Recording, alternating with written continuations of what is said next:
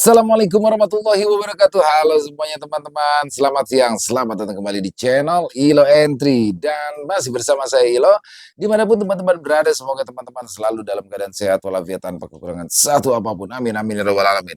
Pada kesempatan kali ini, wah udah banyak nih teman-teman yang nanyain kisah tori. Tapi alhamdulillah ya, kemarin kita dihubungi oleh pihak Sinta Diary dan pihak Sinta Diary mengirimkan kami kisah yang mana kisah ini belum di-up di channel manapun kecuali Sinta Diary-nya sendiri ya. Jadi spesial di sini dan semakin spesial lagi karena di sini lewat Bon ya. Kali ini Bon yang akan lebih banyak memegang peranan. Jadi buat teman-teman yang belum tahu ada Tori, ada Jaka, ada Bon dan di sini lewat Bon nanti juga akan ada Jakanya juga ya. Pokoknya kisahnya keren buat teman-teman dan kita bagi 4 apa 5 nih ya. Pokoknya kita lihat nanti aja sebagaimana asiknya ya. Pokoknya nggak jauh kisaran 4 atau 5 part teman-teman.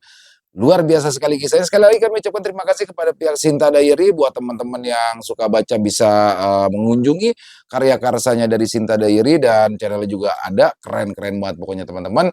Sebelum kita masuk ke dalam kisahnya, buat teman-teman mungkin yang belum subscribe, bisa diklik dulu tombol subscribe. Jangan lupa lonceng notifikasinya dinyalakan, agar teman-teman selalu mendapatkan notifikasi dari konten-konten yang akan kami upload di setiap harinya, setiap jam 12 siang. Dan nggak pakai lama-lama lagi, langsung saja dari halaman belakang rumah Bang Ilo, kita menuju ke alam Kerinci.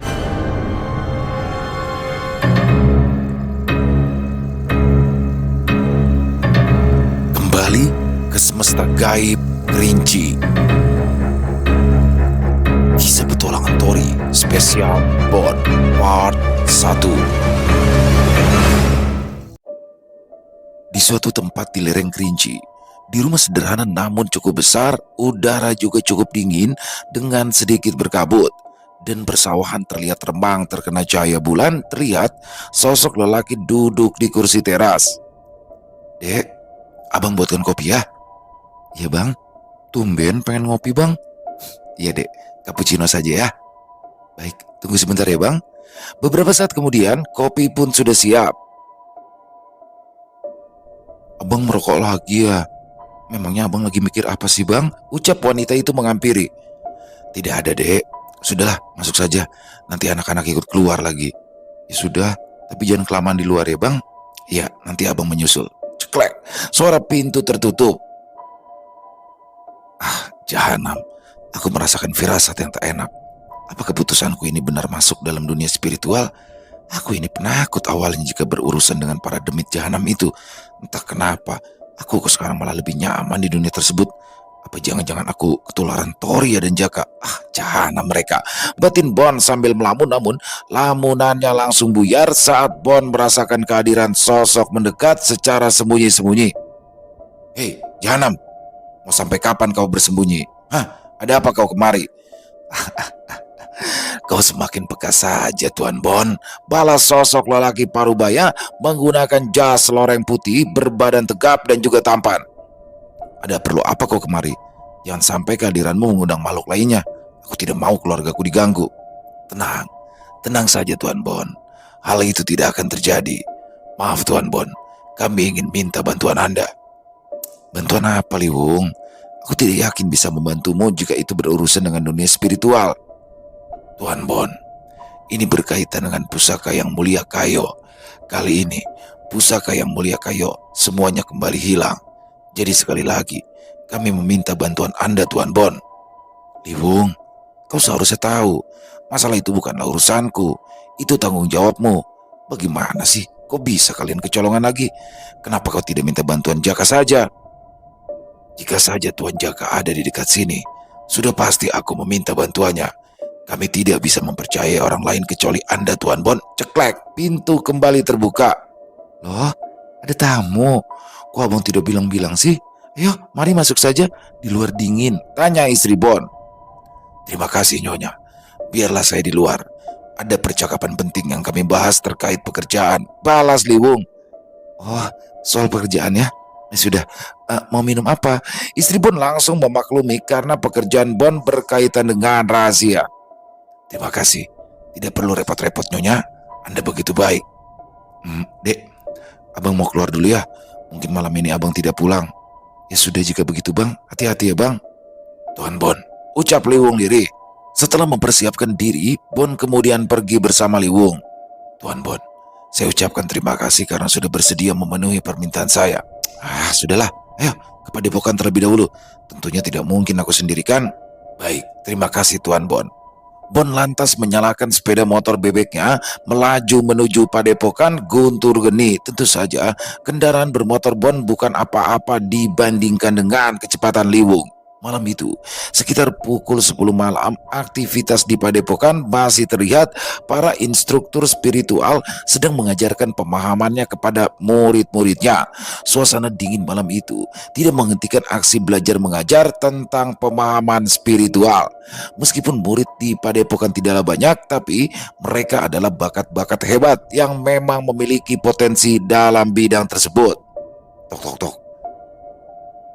Guru besar, 3 sosok tamu yang mencari Anda, ucap Kisalak gede. Persilakan mereka masuk, Kisalak. Antarkan ke ruangan tamu. Baik, guru besar. 3 orang dengan badan yang tegak, salah satunya mirip orang negro dengan rambutnya yang keriting, 2 lainnya memiliki kulit sawo matang dengan otot-otot yang kekar. Mereka menggunakan jas dan pakaian yang cukup formal. Ki Joyo Winoto, Ki Setia Alam, Ki Jagat Segoro, Ki Salak Gede, dan Ki Babat Alas mendampingi Ki Sabto menemui tamu misterius itu. Ada apa kalian kemari? Dan tidak biasanya kau juga keluar dari wilayahmu. Apa yang sebenarnya terjadi? Sebelumnya kami minta maaf jika kedatangan kami telah mengganggu. Akan saya sampaikan secara langsung pada intinya. Kami minta bantuan Anda, Tuan. Ini menyangkut pusaka Yang Mulia Kayo yang kembali dicuri. Dan kali ini, semua pusaka Yang Mulia Kayo dicuri dan tidak menyisakan satupun. Kami memang tidak becus untuk menjaganya. Pencuri itu lari dan masuk ke alam kerinci. Kami berempat saja tidak akan bisa menangani apa yang terjadi di alam kerinci. Jadi, kami minta bantuan Anda, Tuan, ucap Maung. Bukankah kalian pernah kecolongan? Bagaimana bisa hal itu tidak membuat pelajaran untuk kalian? Lalu kenapa kau ikut kemari, Pangjar? Kau bahkan sebelumnya enggan untuk beranjak dari makam Yang Mulia Kayo. Mustika kesayangan Yang Mulia Kayo juga telah dicuri, dan pencuri itu bisa mencurinya dariku. Sosok itu bukanlah sosok sembarangan. Jika saja kami mampu untuk mengurusnya, kami tidak akan meminta bantuanmu, balas Pangjar. Kau bahkan juga kesulitan, Pangjar. Siapa sosok ini sebenarnya? Selain kami ingin meminta bantuanmu, kami juga ingin menanyakan hal itu padamu. Karena aku merasa jika sosok itu adalah manusia. Terang, Pangjar. Manusia? Apa kau yakin tentang itu, Pangjar? Tanya Ki Joyo. Aku yakin sekali soal itu. Sepertinya ini akan sulit. Praktisi spiritual di wilayah ini mungkin hanya padepokan Guntur Geni yang terlihat. Tapi ada beberapa sosok ahli spiritual yang tersembunyi. Ada beberapa, tapi kebanyakan mereka bergerak secara individu. Jika ini berkaitan dengan manusia, aku akan membantu kalian. Ki Joyo, ikutlah denganku. Yang lain tetap di sini. Baik, guru besar, jawab mereka serentak. Lalu, di mana Liwung sekarang? Tanya Ki Sabto. Bersama dengan itu, sebuah motor bebek hitam datang dan membuat rombongan Ki Sabto menengok ke arahnya. Siap, disusul oleh Liwung kemudian. Kalian juga ingin melibatkan Bon? Tanya Ki Sabto. Itu idenya Liwung, sahut Enggon. Salam Tuan, salam semuanya, sapa Liwung. Liwung, kenapa kau melibatkan Bon juga? Maaf Tuan, saya pikir Tuan Bon lebih familiar dengan alam kerinci dan juga kemampuannya sangat dibutuhkan. Jadi saya minta Tuan Bon untuk membantu serta. Sebetulnya jika Pak D turun tangan langsung, aku mungkin tidak dibutuhkan. Tapi aku sudah di sini, jangan buang-buang waktu. Ayo berangkat sekarang juga, sahut Bon. Ya sudah, ayo kita berangkat sekarang, kata Ki Sabto. Terima kasih telah bersedia membantu kami, ucap para pengawal Raja Kayo serentak. Mereka pun langsung bergegas berangkat setelah melakukan persiapan malam itu. Mereka langsung pergi, meninggalkan padepokan dan menuju ke lubang gaib Gate Hall di semesta gaib yang luas, semesta gaib Gunung Kerinci. Sosok naga besar menghampiri rombongan Ki Sabto. Salam Tuhan, sapa Calungga. Halo Calungga, balas Ki Sabto. Aku tahu kemana kalian akan pergi. Aku hanya ingin mengatakan Berhati-hatilah dan semoga berjalan dengan lancar, kata Calungga. Lalu rombongan Ki Sabto kembali melakukan perjalanan. Tentunya ada kontak percakapan batin antara Ki Sabto dan juga Calungga. Entah informasi apa yang diberikan Calungga, tapi hal itu membuat raut wajah Ki Sabto menjadi serius. Sementara itu, di alam Kerinci, di lokasi istana Jagratara, kemunculan Gabon dan Roka telah diketahui oleh Talus. Hal ini membuat Talus menjadi gelisah. Ditambah lagi, hampir setengah pengikut Talus telah pergi. Bagaimana bisa mereka selamat? Tidak mungkin mereka bisa lolos dari buku jiwa, ucap Talus. Tuhan, aku menduga salah satu dari mereka pasti telah menaklukkan dunia buku jiwa. Meskipun aku tidak tahu seperti apa itu buku jiwa, tapi aku rasa hanya itu dugaan yang masuk akal. Hei, jika kau tidak tahu apa itu buku jiwa, bisa-bisanya kau mengambil dugaan seperti itu. Ditambah lagi, aku pernah mendengar bahwa mereka yang masuk ke alam buku jiwa, lalu buku jiwa dalam keadaan tertutup, mereka tidak akan bisa keluar dari buku jiwa, ucap beberapa petinggi Jagratara. Aku sudah memastikan mereka tidak akan bisa lolos dari buku jiwa. Kemungkinan buku jiwa kembali muncul dan berhasil dimurnikan oleh seseorang. Semenjak kemunculan naga emas misterius itu, aku menjadi was-was. Aku rasa ini ada hubungannya dengan naga emas itu, terang Talus. Gara-gara dia juga anakku mati, sial. Tidak hanya itu, klan Menduku bahkan di blacklist dari pelelangan. Anakku menjadi cacat karena kehilangan salah satu lengannya. Ngomong-ngomong, di mana makhluk keparat itu? Kalian semuanya tidak perlu khawatir. Naga emas itu telah berani menghinaku karena menolak penawaranku. Jika bertemu dengannya, maka kalian boleh melakukan apapun padanya. Sekarang ini, yang menjadi masalah adalah Gabon dan juga Roka. Klan Zendan juga kembali diambil alih oleh mereka. Sekarang kita kesulitan mendapatkan informasi lagi. Apa kau sedang kebingungan, Talus? Kau datang lagi, Baduya. Silakan duduk.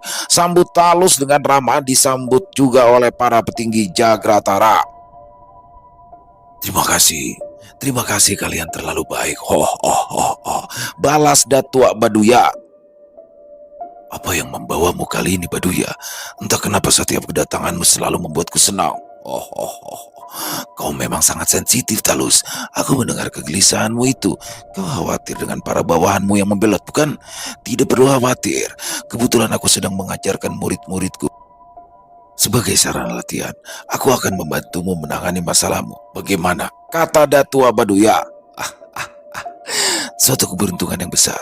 Dengan senang hati, Baduya, aku sempat khawatir tidak bisa menandingi Gabon dan Roka. Tapi dengan adanya dirimu, aku tidak perlu khawatir lagi.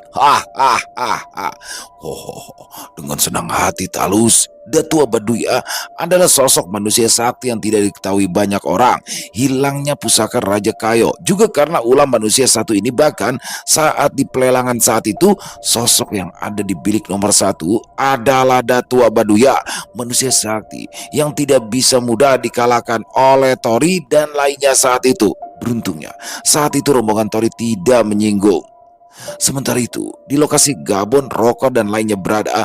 Saat itu Gabon sudah mengumpulkan semua anggota perangnya. Perang dengan Talus bisa dilakukan kapan saja. Kakak, kapan kita akan bergerak? Tanya Gamon. Secepatnya, tapi tidak untuk hari ini, balas Gabon. Kita tidak bisa gegabah, Gamon. Moral para prajurit yang baru saja bergabung masih melemah. Jika kita bertindak sekarang, itu bukan keputusan cepat, saut Bakara. Ajari dia, Bakara, biar otaknya tidak bodoh.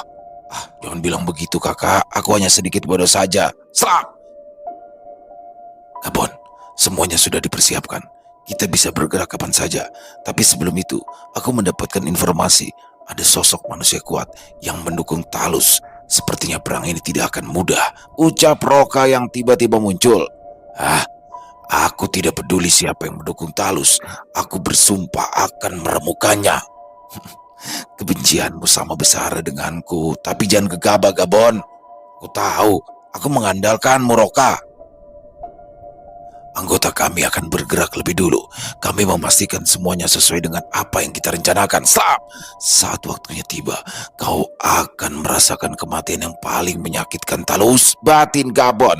Gabon tidaklah begitu mendendam. Jika hanya soal dirinya dijebak oleh Talus saat itu, yang membuatnya begitu menyimpan dendam adalah fakta bahwa para tetua di klan Barba telah dibunuh oleh Talus. Beruntung, Gamon tidak dibunuh karena Gamon masih bisa dimanipulasi oleh Talus. Sekali lagi, alam semesta kerinci akan mengalami peperangan besar yang menimbulkan banyaknya jatuhnya korban. Saat ini ada 4 kerajaan besar Jaladi, Janaloka, Jagratara, dan satu lagi negara Singa Terbang. Suara keramaian dan hiruk pikuk di kota Jagratara seolah tidak pernah berhenti. Dari seluruh kota di setiap kerajaan, kerajaan Jagratara masihlah menjadi pusat kota terbesar di seluruh alam kerinci. Pasalnya, sudah puluhan atau ratusan tahun, kota Jagratara adalah tempat pusat perdagangan dan juga banyak lokasi hiburan yang paling lengkap di seluruh wilayah. Tidak hanya itu, kota Jagratara juga menyediakan berbagai macam keperluan yang beraneka ragam yang dibutuhkan oleh makhluk yang ada di alam kerinci, seperti tunggangan, senjata spiritual, pelayanan jasa, dan juga barang langka yang tidak bisa didapatkan di tempat lain. Dan yang paling populer adalah tempat pelelangan. Banyak hal yang dilelang, seperti senjata dan perlengkapan perlindungan diri. Ada juga budak dan sesuatu yang tidak lazim lainnya. Dalam keramaian di kota Jagratara, di balik bayangan beberapa anggota misterius melakukan pengintaian, orang-orang ini adalah para anggota terlatih dan profesional. Mereka ahli dalam menyelinap dan mengumpulkan informasi. Tentu saja mereka memiliki keahlian khusus, yaitu membunuh. Mereka adalah para anggota dari organisasi Zendan dari klan Zen. Pimpinan tertinggi saat ini adalah Rozan yang telah memadatkan jiwa merah peringkat 2 dan leluhurnya bernama Roka. Zendan masih diketuai oleh Auka. Dialah satu-satunya yang lebih memahami pekerjaannya sebagai seorang anggota Zendan, sementara Raka, anak leluhur Roka, menjadi salah satu jenderal di negara Singa Terbang yang bertugas dalam mempersiapkan berbagai persenjataan. Raka sangat ahli dalam menciptakan berbagai persenjataan modern yang mana membuat prajurit Singa Terbang menjadi sangat berbahaya dan sulit untuk dikalahkan. Sementara itu, beberapa anggota Zendan yang dipimpin langsung oleh Aoka mendapatkan tugas dari leluhur Roka untuk mengintai wilayah Jagratara. Sebelum serangan dimulai, anggota Zendan akan melakukan misinya untuk melakukan mata-mata mencari informasi kekuatan Jagratara saat itu. Meskipun Gabun dan Roka yakin dengan kekuatan pasukan Singa Terbang saat ini bisa dengan mudah untuk menghancurkan kerajaan Jagratara, namun Roka adalah sosok yang sangat hati-hati. Lagi pula, dia juga tidak ingin mengerahkan pasukan Singa Terbang hanya untuk melawan Talus. Dengarkan, mulailah berbicara. Carilah informasi sebanyak mungkin. Tetap berhati-hati dan jangan memaksakan diri. Kalian tahu bukan apa yang akan kalian lakukan jika tertangkap musuh. Siap, kami sebagai anggota Zendan akan lebih memilih mati daripada menjadi tawanan. Bagus, kerjakan tugas kalian. Kita berkumpul kembali di sini dalam waktu 6 jam. Segera pergi jika situasi mengancam. Siap, dimengerti Tuan Aoka. Para anggota Zendan mulai menyebar untuk mencari informasi yang dibutuhkan. Perang besar akan segera terjadi. Akan tetapi, mereka tidak tahu bahwa Talus telah mendapatkan dukungan seorang manusia sakti yang bernama Datua Baduya. Selain itu, Baduya juga memiliki 4 murid yang sangat kuat. Saat ini tidak diketahui ada di mana para murid Baduya. Yang jelas, semua murid Baduya telah berada di seluruh wilayah Jagratara. Mereka adalah Kanju, Gubeng, Cadik, dan Alius. Mereka semua juga manusia, tapi sudah menjadi separuh siluman karena mempelajari sebuah ilmu terlarang yang diajarkan oleh Baduya. Secara individu, mereka sangatlah kuat. Kanju, ahli dalam serangan api dalam jarak menengah. Gubeng, ahli dalam serangan air, menguasai ilmu tombak tingkat tinggi. Cadik adalah spesialis serangan diam-diam dan ahli dalam membunuh, serta Alius adalah wanita yang memiliki kemampuan membidik sasaran dengan sangat tepat, bahkan hanya dengan melempar kerikil saja bisa membunuh seseorang dari jarak puluhan meter. Di suatu ruangan khusus, di mana hanya ada Talus dan Baduya, kedua sosok ini sedang membahas sesuatu yang sepertinya sangat penting. Aoka, yang ahli dalam menyelinap, mendapatkan kesempatan untuk mendengarkan percakapan mereka. Baduya, aku sungguh beruntung kau datang kemari. Apakah kau membawa sesuatu barang bagus lagi untuk dilelang? Tanya Talus. Tidak. Aku kemari bukan ingin mengikuti lelang, tapi ada sebuah benda yang aku inginkan. Tentu saja itu berkaitan dengan permasalahanmu. Benda? Benda apa yang kau inginkan, Baduya? Katakan saja, aku akan mendapatkannya untukmu. Barang ini mungkin akan sulit kau dapatkan, Talus. Maka dari itu akan aku dapatkan sendiri. Barang apa itu, Baduya? Meskipun sulit aku dapatkan, aku akan berusaha untuk mencarikannya untukmu. Kita bukan orang luar. Perkembangan Jagratara ini juga karena kontribusi besarmu. Dan permasalahan yang kau maksud itu, apakah ada hubungannya dengan Gabon dan juga Roka? Tentu saja, aku tahu Gabon dan Roka adalah bawahanmu dulunya. Tidak hanya itu, selain mereka berdua ada 7 orang lain, bukan? Mereka semua adalah sosok yang kuat, yang mana bisa melampauimu saat ini. Tapi kau menjebak mereka. Aku sudah mendengar kabar itu. Apa yang kau miliki dan apa yang kau capai saat ini, karena kau telah mengorbankan mereka semua, bukan? Tidak perlu membahas masa lalu, Baduya. Kini aku tahu arah pembicaraanmu ini. Jangan-jangan barang yang kau cari itu adalah buku jiwa. Oh, benar-benar. Buku jiwa adalah suatu benda yang sangat langka. Buku jiwa pernah dimiliki oleh Raja Kayo dan menghilang di pegunungan Nadi Iblis. Memiliki buku jiwa dan menjadi master dunia kecilnya memiliki manfaat yang luar biasa. Dan kedatanganku kemari kali ini adalah untuk mendapatkan buku jiwa tersebut. Baduya, sekalipun kau menemukan buku tersebut, buku jiwa tidak bisa dengan mudahnya untuk kau dapatkan. Hanya mereka yang ditakdirkan untuk memilikinya. Saat itu, aku berusaha untuk memiliki buku tersebut. Tapi aku yakin, aku tidak bisa melakukannya. Buku jiwa bukan sesederhana yang kau pikirkan, Baduya. Aku tahu itu, Talus. Tapi Gabon dan Roka telah berhasil keluar dari buku jiwa. Kemungkinan besar salah satu dari mereka telah diakui oleh buku jiwa, sehingga mereka bisa keluar dari alam buku jiwa. Atau ada orang lain yang menjadi masternya. Kenapa aku baru terfikirkan hal itu? Benar juga, Gabon dan Roka tidak akan semudah itu keluar dari buku jiwa. Jika salah satu dari mereka yang menjadi masternya, itu masuk akal. Lalu, apakah rencanamu itu ingin merebut dari mereka? Ya, bisa dikatakan seperti itu. Tapi informasi tentang buku jiwa masih belum jelas. Tapi aku harus mendapatkannya. Baiklah, aku akan membantumu, Baduya. Aku hanya minta padamu untuk mengurus salah satu dari mereka, Gabon atau Roka. Aku mungkin bisa mengalahkan salah satunya karena kami sama-sama memiliki jiwa merah tingkat 3 tahap puncak. Lalu, bagaimana rencanamu, Baduya? Tidak perlu mengambil tindakan, karena mereka akan datang sendiri kemari. Bahkan mereka sudah mulai bergerak. Para tikus dari Zendan itu sudah bergerak, dan salah satu tikusnya kini sedang menguping pembicaraan kita. Di suatu atap bangunan, seseorang terkejut setelah ia mendengar ucapan Baduya. Sial, aku ketahuan. Aku harus segera pergi. Batin Aoka. Siapa?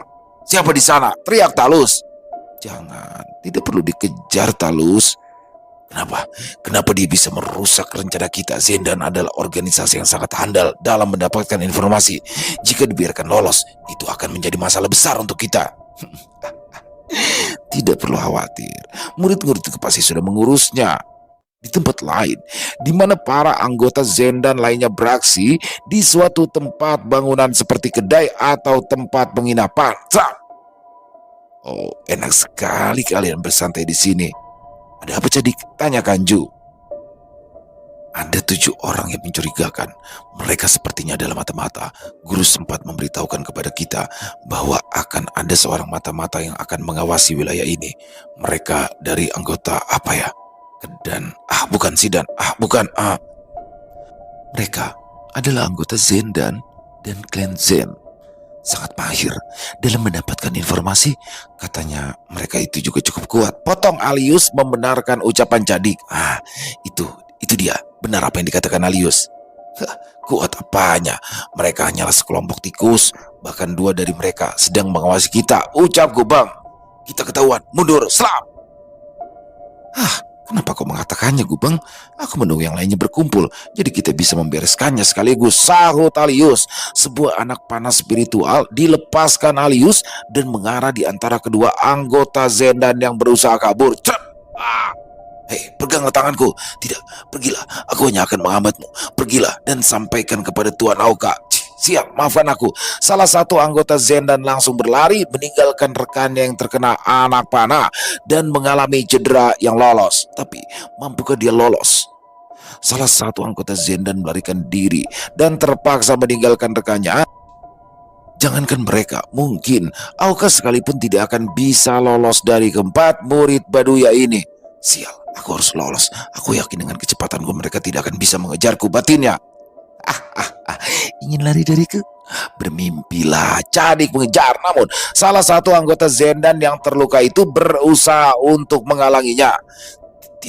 Tidak akan aku biarkan semudah itu melewati. Cring, ceras. Dengan mudahnya Cadik memotong-motong tubuh anggota Zendan itu hingga menjadi beberapa bagian. Sial, akan ku ingat pengorbananmu, ucapnya sambil kabur dan sedikit menoleh ke arah rekannya yang mati secara tragis. Akan tetapi keberadaan Cadik yang mengejarnya tiba-tiba menghilang, dan saat dia kembali menoleh ke depan, keras, kepalanya langsung terpisah dari tubuhnya. Kuat apanya?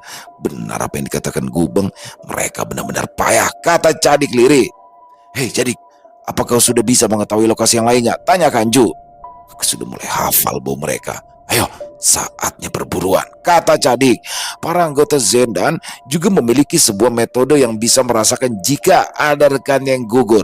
4 anggota Zendan lainnya mulai kembali berkumpul di tempat yang sudah ditentukan sebelumnya. Auka juga menyadari itu, tapi saat itu Auka masih menguping obrolan penting yang dibahas oleh Baduya dan Talus. Jadi Auka masih bertahan. Sebelumnya dia sendiri juga ketahuan oleh Baduya. Lalu 4 anggota Zendan lainnya sudah tiba di markas sementara di luar wilayah Jagratara, tepatnya di perkampungan kecil yang tak jauh dari pusat kota Jagratara. Sepertinya Su dan Mo telah mati. Ya, aku juga merasakan hal itu. Siapa yang bisa membunuh mereka berdua? Sial, misi kali ini cukup sulit. Ngomong-ngomong, kenapa Tuan Auka masih belum kembali? Seharusnya Tuan Auka juga merasakannya. Atau jangan-jangan terjadi sesuatu juga dengannya. Bicara apa kau ini? Tuan Auka tidak mungkin mengalami hal yang buruk, sekalipun lawannya Talus. Meskipun bukan tandingannya, Talus tidak akan bisa mengejar Tuan Auka. Ya, sepertinya kau benar. Ada sesuatu yang sangat penting. Kita tunggu saja sementara. Kita aman di sini. Tiba-tiba mereka terdiam. Mereka menyadari sesuatu yang mendekat. Salah satu dari anggota Zendan berusaha mengintipnya. Sling, tas, dia terluka hingga salah satu tangannya tidak bisa digunakan saat berusaha menghindari panas spiritual yang datang dengan sangat cepat. Hei, kau tidak apa-apa? Sial, persembunyian kita telah diketahui. Biar ayunan tombak membelah rumah kecil yang mereka singgahi. Keempat anggota Zendan langsung keluar dan sempat untuk menghindar, tapi mereka telah dikepung dari 4 sudut.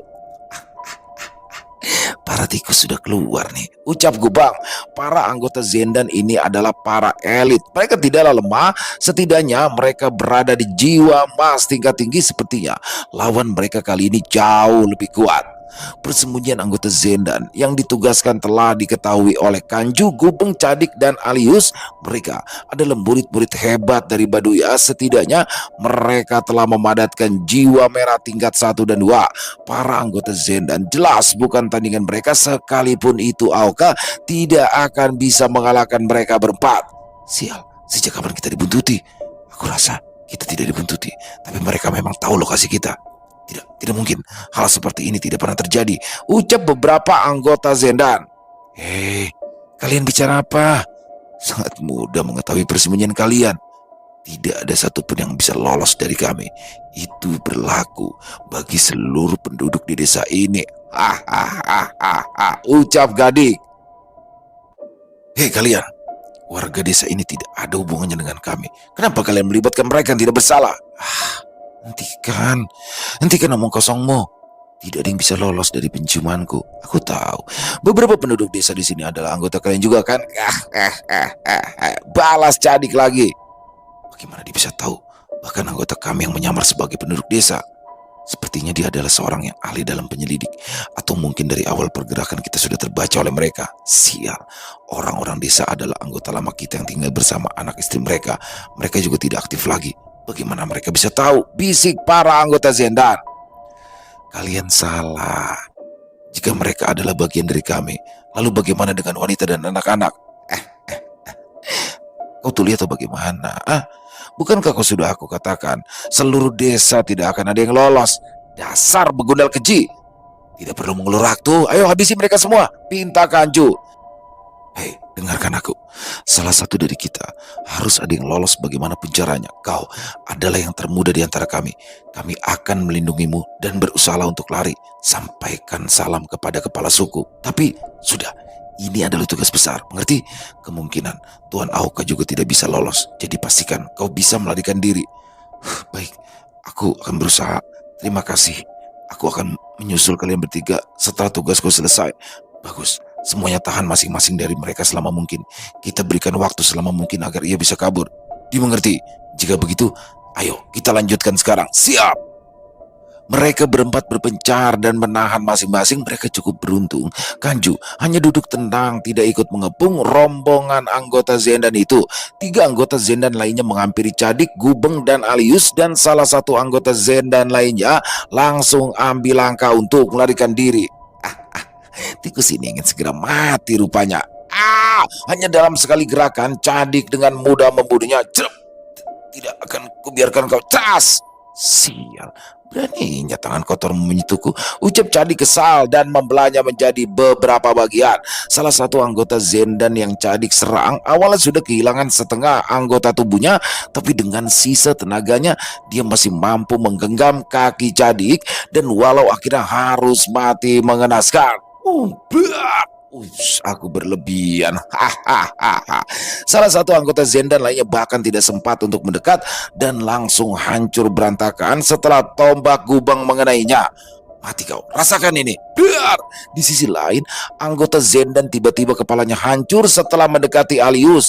Dari jarak 20 langkah hanya dengan lemparan kerikil saja membuatnya langsung mati.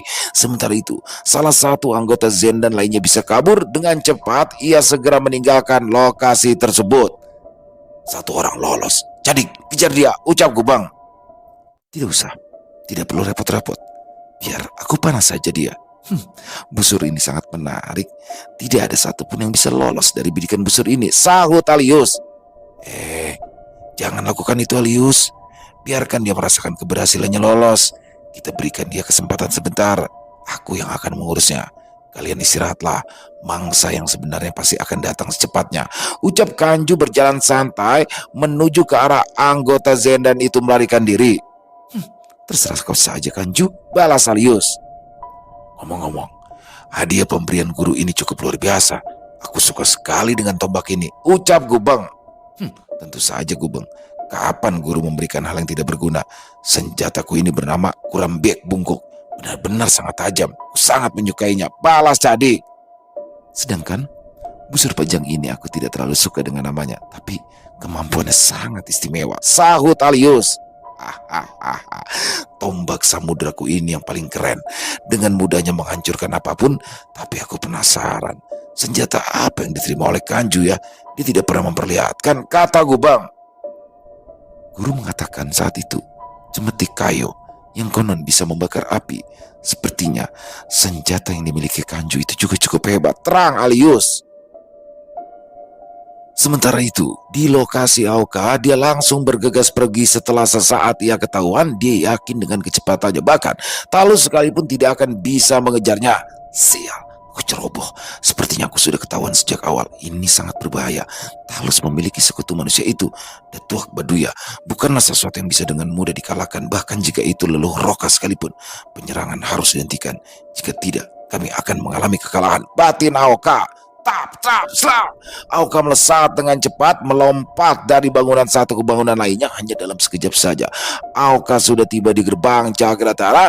Ia berhenti sejenak dan bersembunyi di balik batu hias di atas gerbang.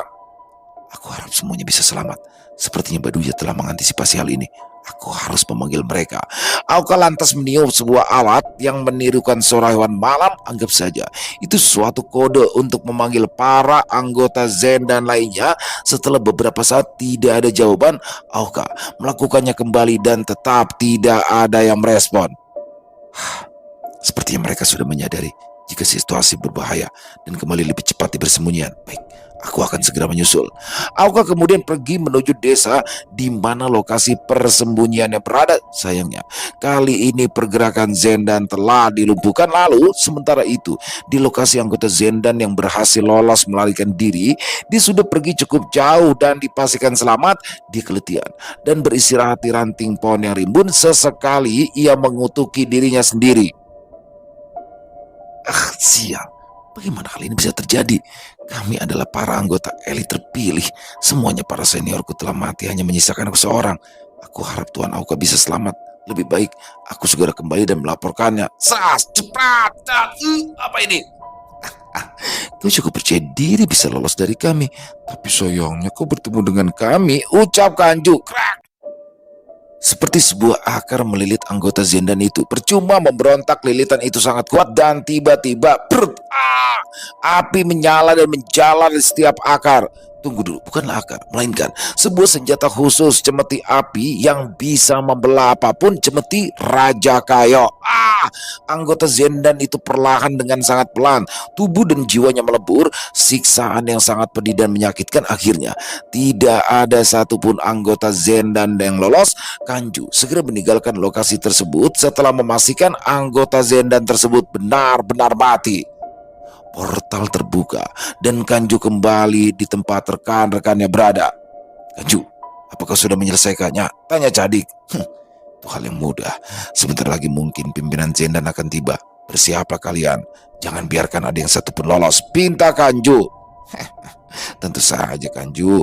Aku merasakan keberadaannya mulai mendekat. Balas Cadik. Jika begitu, segera ke tempat masing-masing. Jangan pernah meremehkan pimpinan Zendan. Aku dengar namanya adalah Auka dan telah memadatkan jiwa merah tingkat 2. Ucap Alius. Memangnya kenapa? Aku rasa aku sendirian juga sudah bisa membereskannya. Sahut Gubang. Segera ke posisi masing-masing. Jangan banyak bicara Gubang. Balas Kanju. Tidak lama kemudian, Auka pun tiba di desa. Sial, ada apa ini? Siapa yang melakukan hal keji seperti ini? Jika desa ini ketahuan, jika desa ini adalah desa penyamaran, aku takut anggota lainnya sudah pasti ketahuan dan dipastikan mereka juga tidak selamat. Batin Auka menutupi keterkejutannya. Itu adalah desa penyamaran, desa yang memang didirikan oleh anggota Zendan untuk para anggota Zendan yang sudah pensiun maupun yang masih aktif. Sumber informasi Zendan bukan hanya berasal dari para anggota Zendan yang aktif saja. Mereka yang sudah pensiun sekalipun masih mengumpulkan informasi dengan cara berdagang dan lain sebagainya. Itulah kenapa Zendan sangat akurat dalam mendapatkan informasi. Lebih baik aku segera kembali. Aku akan menemui leluhur. Tap, tap, tap. Akhirnya tikus besar muncul juga. Ucap Gubang. Jadi kau yang terakhir ya? Saud Cadik. Mereka pantas saja dilihat dari aura mereka. Setidaknya mereka telah memadatkan jiwa merah.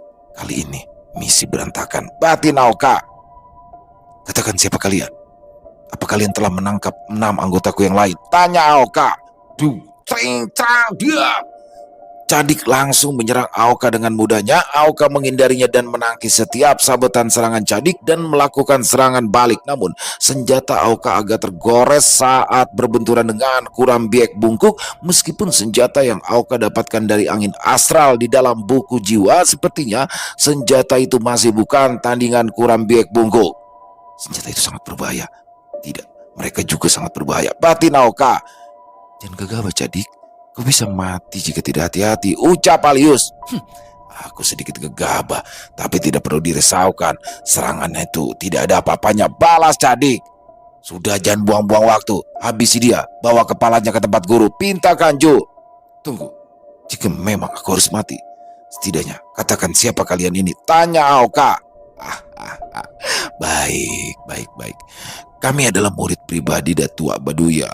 Namaku Gubeng, dia Kanju, Alius, dan Cadik. Sekarang mati. Bung! Cegak! Serangan kombinasi Gubeng dan Kanju masih bisa dihindari oleh Aoka. Beberapa anak panah melesat dan masih bisa Aoka tangkis.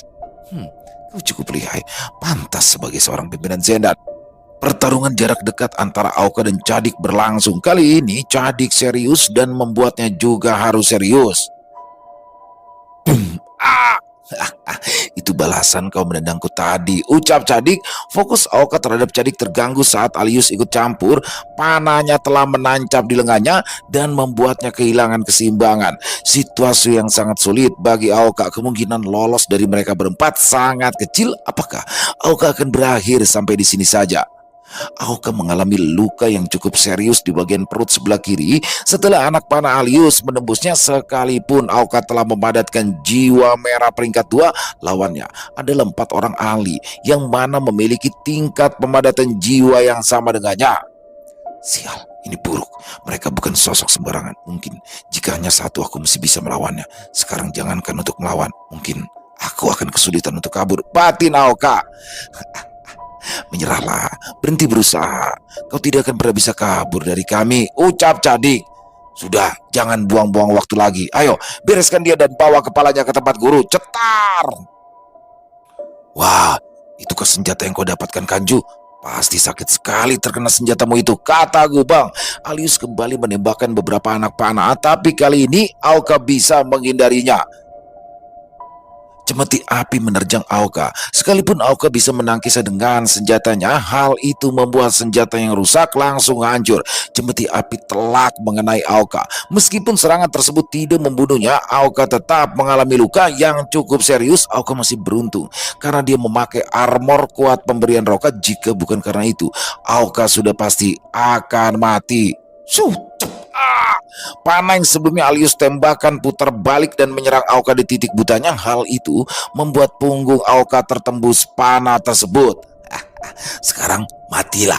Cadik kembali melancarkan serangan susulan. Kali ini Aoka tidak bisa lagi bertahan. Senjatanya telah hancur dan ia dalam kondisi yang parah. Sial, tidak ada yang bisa kulakukan lagi untuk bertahan. Terpaksa aku harus melakukannya, batin Aoka.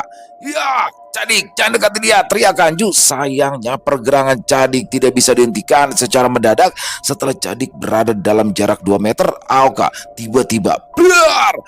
Kanju, Gubeng, dan Alius langsung menjaga jarak. Aoka tiba-tiba saja meledak. Cadik yang berada paling dekat sudah pasti tidak akan lolos. Tidaknya dia pasti akan mengalami luka yang cukup serius. Saat ledakan berhenti, Aoka sudah tidak terlihat. Kemungkinan ia telah menjadi debu. Sementara itu Cadik mengalami kondisi yang cukup parah. Sial, ternyata dia meledakkan diri. Aku benar-benar ceroboh, ucap Cadik dalam kondisi yang terluka cukup parah. Kau baik-baik saja, ucap Gubeng. Pertanyaan macam apa itu, Gubeng? Kau pikir ledakan barusan itu hanya mainan? Balas Cadik. Setidaknya kau masih bisa mencaci. Itu artinya kau baik-baik saja, sahut Alius. Tutup mulutmu Alius, caci Cadik. Kanju, sekarang apa yang harus kita lakukan? Sepertinya orang tadi memang benar pimpinan Zendan yang bernama Aoka. Sekarang dia telah hancur. Bagaimana kita akan melaporkannya kepada guru? Tanya Alius. Aku tidak memperkirakan ini, bahwa dirinya bisa meledakkan diri. Gubeng, kau bawa Cadik. Kita pergi dari sini dan laporkan kepada guru sesuai apa yang terjadi, pinta Kanju. Baiklah, Cadik, kemarilah. Hati-hati Gubeng, sial, protes Cadik. Mereka lalu meninggalkan lokasi dan langsung pergi ke tempat gurunya Datua Baduya berada. Setelah beberapa saat, mereka tiba di tempat khusus di mana Baduya dan Talus berada. Guru, siapa mereka? Oh, kalian sudah kembali. Kau kenapa? Kondisimu itu, Cadik, tanya Baduya. Maaf guru, aku sangat ceroboh, balas Cadik. Payah sekali, menangani anggota seperti Zendan saja kau begitu kepayahan. Lalu, mana kepala Aoka? Tanya Baduya. Siap guru, kami telah membantai semua anggota Zendan, totalnya ada 7 termasuk Aoka. Tapi kami gagal membawa kepalanya, Guru. Kami tidak menyangka dia bisa meledakkan dirinya sendiri. Terang Kanju, raut muka Baduya langsung berubah dan membuat mereka ketakutan. Ledakan diri. Oh, apa kalian sudah memastikan bahwa Auka benar-benar mati? Maaf Guru, dengan ledakan seperti itu kami yakin dia telah hancur. Dengan kondisi Cadik yang terluka cukup parah, setidaknya kami yakin dia hancur, Guru. Balas Kanju. Aku bilang, apa kalian sudah memastikannya? Tidak Guru, tapi kami yakin. Plak, cedung. Kanju hanya ditampar dengan tangan kiri Baduya dan langsung terpelanting membuat Kanju mengalami luka-luka. Dasar bodoh. Bagaimana kalian yakin Auka benar-benar hancur? Hanya karena ledakan itu, kalian lantas tidak memeriksa lokasi sekitaran. Bodoh. Benar-benar manusia bodoh. Baduya marah. Sudahlah Baduya, setidaknya murid-muridmu telah berhasil menyingkirkan mereka. Aku tahu seperti apa itu Auka. Dia pernah bekerja di bawahku. Bisa menahan Auka dan sampai meledakkan dirinya itu sudah menjadi pencapaian yang luar biasa untuk mereka Baduya. Bahkan jika aku sendiri bertindak, aku tidak akan bisa mengejar Auka, ucap Talus. Kalian semua pergi dari hadapanku. Kali ini bisa aku maafkan kalian, tapi sekali lagi kalian membuatku kecewa. Jangan harap pengampunan dariku. Terima kasih Guru, ucap mereka serentak kemudian meninggalkan ruangan itu. Hei, kenapa kau begitu kesal Baduya? Itu hanyalah sebuah kepala yang tidak berarti, kata Talus. Tidak berarti memang, tapi aku memiliki sebuah metode untuk membaca pikiran orang sekalipun orang itu sudah mati. Aku masih bisa mencuri pikirannya asalkan otaknya masih utuh, balas Baduya. Benarkah? Pantas saja, hal bagus pasti akan kita dapatkan jika mendapatkan informasi yang ada di pikiran Auka. Ya sudahlah. Jika memang Auka meledakkan dirinya kecil, kemungkinannya kepalanya masih utuh. Sepertinya Auka memang prajurit yang profesional. Ya, itu benar Baduya. Tidak diragukan lagi, Auka memang sosok yang cukup hebat. Setidaknya musuh telah kehilangan sosok sepertinya. Mari kita lanjutkan rencana kita Baduya. Mereka berdua pun kembali berdiskusi membahas rencana terkait penyerangan dan bagaimana mengurus Gabon dan juga Roka. Situasi akan menyulitkan pihak Gabon dan Roka pastinya jika informasi mengenai Baduya tidak mereka ketahui. Lalu bagaimana mereka bergerak? Sementara itu, di lokasi di mana Auka meledakkan dirinya, ada pergerakan di bawah tanah dan tiba-tiba Auka muncul dari bawah tanah dalam kondisi yang sangat memprihatinkan. Sekujur tubuhnya mengalami luka, armornya hancur, hanya sedikit kain yang menempel di celananya. Sial, aku tidak menyangka jika aku harus melakukannya, tapi aku... Auka sudah dalam kondisi yang sangat parah, dia bahkan tidak bisa lagi menggerakkan seluruh tubuhnya. Apakah pada akhirnya aku akan mati juga? Batin Auka yang sudah tidak berdaya. Srek. Ayo cepat, bawa dia ke dalam. Cepat. Terlihat samar dan jelas suara yang tidak begitu jelas. Auka dibawa oleh sekelompok orang memasuki hutan. Auka tidak meledakkan dirinya, tapi membakar energinya dan menjadi sebuah ledakan. Hal ini mengorbankan pemadatan jiwanya. Yang awalnya Auka jiwa merah tiga tua, setelah melakukan ledakan itu, kemampuan Auka langsung menurun menjadi jiwa emas. Ini adalah metode melarikan diri yang sangat berbahaya, yang mana hanya dilakukan dalam kondisi yang benar-benar terdesak, tidak ada jalan lain. Sementara itu Auka dibawa oleh para penduduk bayangan. Tidak semua penduduk bayangan mati. Ada beberapa yang selamat karena mereka saat itu sedang tidak berada di desa dan melakukan perjalanan untuk berdagang. Bagaimana keadaan Tuan Auka? Dia sangat kritis, tapi masih bisa diselamatkan. Baguslah, setelah Tuan Auka sudah lebih baik, kita akan bergabung kembali di klan Zen. Aku harus balas dendam dengan apa yang mereka lakukan dengan desa kita. Tentu saja, aku juga harus membalaskan kematian ayahku. Aku juga, ucap beberapa sosok di suatu lokasi di dalam hutan. Hal itu langsung menyadarkan Auka. Di mana ini? Tuan Auka, Anda sudah siuman. Siapa kau? Apa kau yang menyelamatkanku? Oh, tentu saja tidak. Aku hanya merawat Anda, Tuan Auka. Anda sudah sadar Tuan Auka, syukurlah, ucap beberapa orang yang memasuki ruangan yang terbuat dari dedaunan dan ranting-ranting pohon itu. Kalian dari desa bayangan. Syukurlah masih ada yang selamat, ucap Aoka. Kami hanya beruntung saja Tuan Aoka. Saat itu kami sedang berdagang. Kami tiba setelah penduduk desa Bayangan dibantai. Pada saat itu kami sempat melihat keempat anggota Zendan, tapi kami tidak bisa berbuat apa-apa. Sudahlah, musuh tidak mudah untuk dihadapi dengan jumlah. Aku bersyukur setidaknya kalian semua bisa selamat. Dengan begitu kalian akan bisa membalasnya. Tapi bagi kalian yang sudah berhenti, aku tidak bisa memaksa. Klan Zen akan tetap melindungi kalian, sekalipun kalian bukan lagi bagian dari Klan Zen. Jelas, Aoka. Kami pasti akan ikut Tuan Aoka. Kami tidak bisa diam. Ya, itu benar. Kami harus membalas perbuatan mereka. Baiklah, untuk saat ini kita kembali saja dulu ke Klan Zen. Tapi apakah Tuan Aoka sudah lebih baik? Tidak bisa mengulur waktu lagi. Aku harus kembali dan melaporkan kepada Tuan Rozan. Kita berangkat sekarang. Pinta Aoka. Setidaknya ada lebih dari 30 orang penduduk desa Bayangan yang selamat. Mereka semua juga mantan anggota Zendan. Sementara itu, di lokasi Gabon dan lainnya berada. Kakak, semua pasukan sudah siap. Tinggal menunggu perintah untuk melakukan serangan, ucap Gamon. Bagus, bagus. Sebentar lagi kita akan buat perhitungan dengan Talus. Kita hancurkan Jagratara. Ha, ha, ha, ha. Para prajurit klan Barba sudah dalam posisi untuk pertempuran. Hanya menunggu sedikit waktu lagi untuk melakukan penyerangan. Slap! Gabon, sepertinya pasukanmu sudah siap, ucap Roka. Ya, kapan kita mulai bertindak, Roka? Balas Gabon. Kita tunggu kabar dari Aoka dulu, Gabon. Seharusnya mereka sudah tiba. Apa mungkin mereka mengalami kesulitan? Tidak tahu, tapi aku rasa Aoka bisa menanganinya. Sekalipun Aoka ketahuan, Talus sekalipun tidak akan bisa mengejarnya. Oh, baguslah kalau begitu. Baiklah, kita tunggu Aoka kembali. Hanya menunggu waktu dan kabar dari Aoka atau anggota Zendan yang Roka kirim secara pribadi, apapun informasinya kemungkinan penyerangan tidak bisa dibatalkan ini akan menjadi peperangan besar yang mana akan merembet dan melibatkan juga kerajaan Janaloka dan Jaladi dan satu lagi pasukan aneh yang menghuni padang kematian. Di alam semesta kerinci ada satu tempat misterius yang bernama Padang Kematian.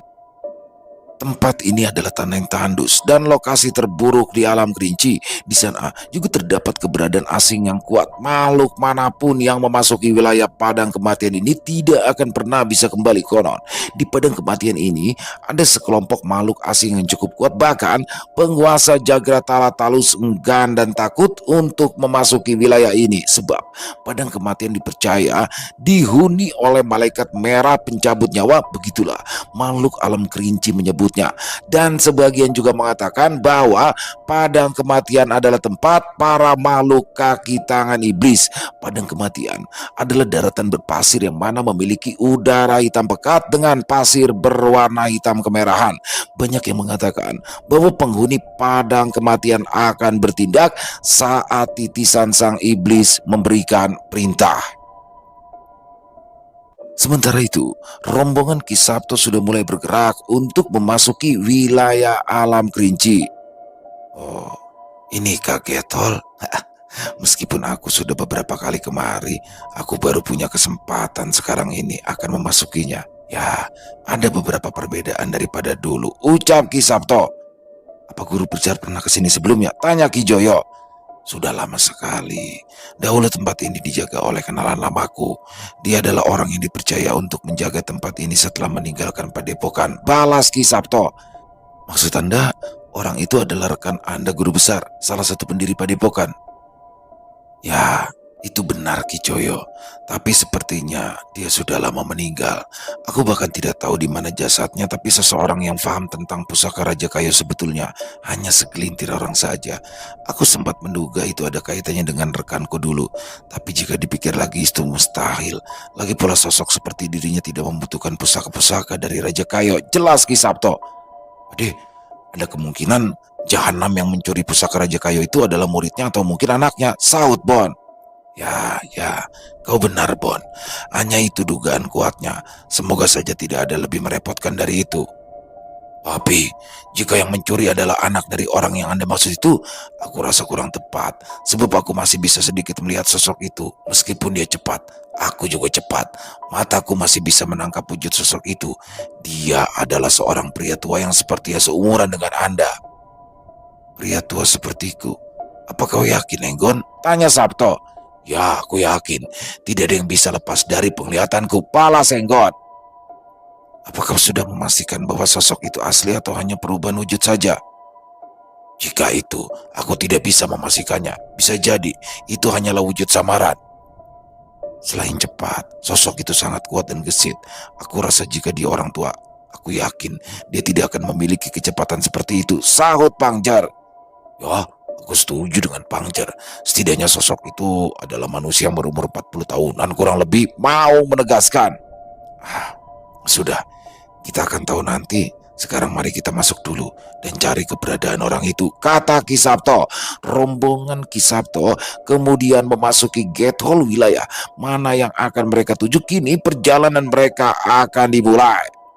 Sementara itu, di lokasi Gabon dan Roka, mereka sedang mengadakan pertemuan. Para pimpinan dan para komandan di setiap klan mendiskusikan untuk melakukan penyerangan. Menurutku waktunya sudah pas. Tinggal menunggu kita bergerak saja, ucap Bakara. Ah, langsung saja serang mereka. Aku sudah gatal ingin baku hantam, saut Gamon. Kita tunggu, Auka. Jangan bergerak terlalu cepat, kata Gabon. Leluhur, jika saja kita mengerahkan seluruh prajurit dari buku jiwa, aku rasa akan lebih mudah. Kenapa kita hanya bergerak hanya klan Barba dan juga klan Zen saja, ucap Orza, kepala suku klan Barba saat ini. Hei Orza, masalah ini tidak ada urusannya dengan klan lainnya, terutama klan Singa Terbang yang didirikan oleh penguasa, balas Rozan, kepala suku klan Zen saat ini. Benar, apa yang dikatakan Rozan. Kita tidak bisa melibatkan pasukan lain. Kau paham, Orza? Kata Gabon. Ya, saya mengerti leluhur. Lapor, tuan-tuan sekalian, salah seorang datang. Hei, ada apa? Kau dari Rugusen dan mana? Tanya Rozan. Siap Tuan Rozan, saya adalah anggota yang sudah tidak aktif, bagian dari Regu Bayangan. Saya ingin melaporkan hal penting pemimpin. Tuan Auka dalam kondisi terluka parah dan saat ini sedang perjalanan menuju kemari. Apa yang sebenarnya terjadi? Roka kemudian menghampiri. Siap leluhur, jadi seperti ini leluhur. Sosok itu lalu menjelaskan semuanya apa yang terjadi dengan Auka dan juga desa Bayangan.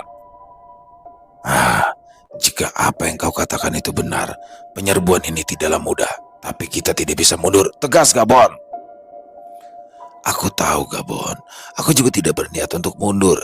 Tapi kita harus merubah strateginya. Akan sangat berbahaya jika kita menyerang kota Jagratara. Jadi kita ubah lagi rencana. Kita akan buat perangkap untuk memancing para prajurit Jagratara keluar dari kota. Selain menghindari makhluk yang tidak bersalah, kita juga meminimalisir jatuhnya korban di pihak kita. Untungnya berita ini bisa kita dengar. Datuk Baduya, aku sudah lama tidak mendengarnya. Dia adalah manusia yang merepotkan. Jika Talus memiliki sekutu sekelas dirinya, maka kita harus berhati-hati. Hanya satu dugaanku, Baduya pasti mengincar buku jiwa. Jelas Roka. Sekalipun dengan nyawaku, aku tidak akan pernah melepaskan buku jiwa ini. Aku bersumpah kepada Tuhan akan menjaganya dengan nyawaku, ucap Bakara. Tenanglah, aku juga tidak akan tinggal diam Bakara. Tidak ada yang bisa merebut buku jiwa darimu, palas Gamon. Maaf para leluhur sekalian, jika yang kita lawan ini adalah manusia, kenapa kita tidak laporkan hal ini kepada penguasa Singa Terbang, ucap Orza. Jangan melibatkan Tuan Tori. Untuk masalah kita, selama kita bisa menanganinya sendiri, jangan pernah melibatkan Tuan Tori. Saat ini, Tuan Tori juga sedang ada urusan sendiri. Tuhan meninggalkan buku jiwa di sini supaya bisa mengatur dan membereskan masalah yang kita hadapi. Tuhan sudah mempercayai kita. Jangan kecewakan kepercayaannya. Jelas Roka. Ya, aku mengerti leluhur. Ya begitulah teman-teman, luar biasa sekali. Aduh, setelah beberapa minggu nih ya kita lepas dari kisah Tori nih, kita kembali lagi nih, ketemu lagi tuh sama Gabon, Gamon, sama Roka, Bakara. Luar biasa sekali. Saya salut banget sama Sinta Dairi yang bener-bener liar banget nih imajinasinya, dan bisa terus gitu loh, produktif. Keren banget. Tetap semangat untuk Sinta Diary, untuk dalam penulisan kisahnya, tetap semangat berkarya. Dan oh ya, buat teman-teman kunjungi nih, karya karsa daripada Sinta Diary keren banget teman-teman. Dan mari kita ambil hikmah yang baik-baiknya saja dalam kisah barusan dan dibuang yang buruk-buruknya. Di akhir kata saya ialah mengucapkan permohonan maaf apabila mungkin dalam pembawaan kisahnya ada kata-kata saya yang salah ataupun ada kata-kata saya yang kurang berkenan. Saya mohon dibukakan pintu maaf yang seluas-luasnya. Saya juga ingin mengucapkan terima kasih ya kepada seluruh teman-teman yang sudah selalu setia mendukung channel kami, yang sudah selalu hadir di setiap harinya. Karena teman-temanlah kami selalu bersemangat berkarya di setiap harinya. Dan sampai jumpa lagi di konten-konten kami selanjutnya yang pasti tidak kalah serunya besok jam 12 untuk part 2-nya ya. Masih bersama saya Ilo, salam sehat, sukses, bahagia selalu untuk kita semua. Wassalamualaikum warahmatullahi wabarakatuh.